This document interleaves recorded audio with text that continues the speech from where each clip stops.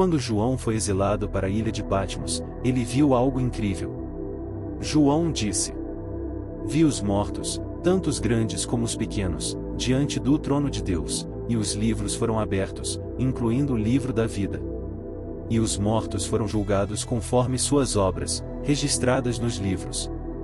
O mar entregou os mortos que nele estavam, e a morte e o além entregaram os mortos que neles estavam. E todos foram julgados conforme suas obras. Antes de começarmos, não se esqueçam de deixar o seu like, se inscrever e ativar o sininho para não perder nenhum conteúdo. Agora, ao longo da história e mais especificamente quando se olha para a história dos cristãos, houve algumas pessoas notáveis que foram usadas por Deus, igualmente houve algumas pessoas usadas pelo diabo. Mas há uma coisa que todas têm em comum, desde o rei Davi até Golias, há algo que todas têm em comum com Paulo, o apóstolo, Moisés, Gideão e Pedro têm algo em comum com Judas, Sansão, o rei Herodes e Jezabel. E você sabe o que é isso? O dia do juízo. É o fato de que todos nós temos que ficar diante de Deus no dia do juízo. E você vê, o dia do juízo, uma frase mencionada constantemente por crentes e incrédulos, mas quantas pessoas realmente entendem o que isso significa biblicamente falando? Há uma grande confusão sobre o tema do dia do juízo. A maneira como as pessoas veem é assim: todos vivemos nossas vidas, algumas pessoas são piores do que outras, então todos nós morreremos um dia. Nesse momento, as pessoas acreditam que é quando estaremos diante de Deus e seremos julgados por tudo o que já fizemos.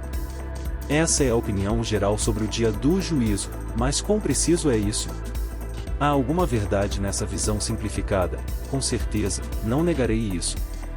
Mas há alguns conceitos importantes a serem examinados se nos aprofundarmos nas Escrituras e entendermos melhor o dia do juízo. Essas verdades são muito importantes, e um entendimento equivocado delas pode realmente levar à heresia. Um entendimento errado do dia do juízo até levou algumas pessoas a aderirem a uma salvação baseada no mérito humano, como veremos que está incorreto.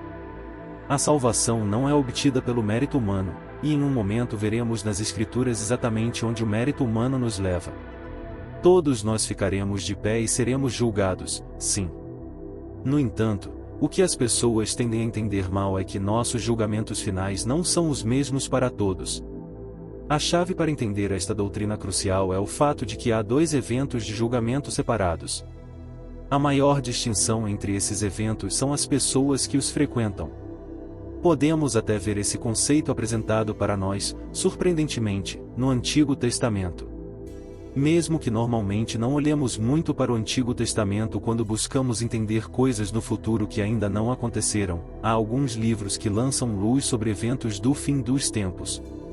O livro de Daniel é conhecido por ser como o Apocalipse de sua época, porque encontramos muitas profecias de eventos do fim dos tempos neste livro.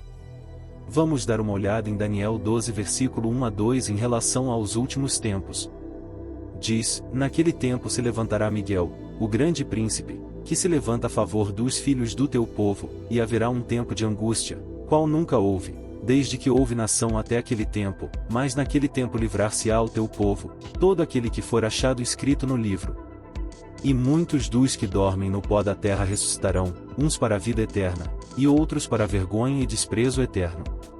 Perceba que a Bíblia nos diz claramente aqui que no fim dos tempos algumas pessoas ressuscitarão para a vida eterna e outras para a vergonha e desprezo eterno.